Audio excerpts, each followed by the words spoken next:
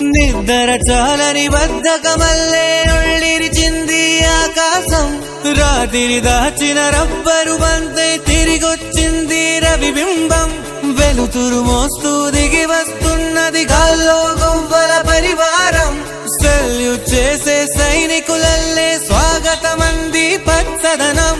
మౌనంగా ధ్యానంలో ఉంది మగణం.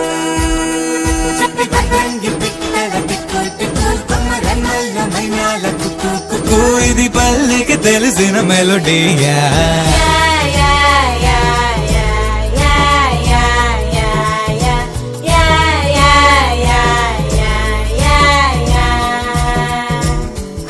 ముగ్గులు ముంగిళ్ళు ప్రేమలు నట్టిళ్ళు చూడగా చాలేనా రెండే కళ్ళు.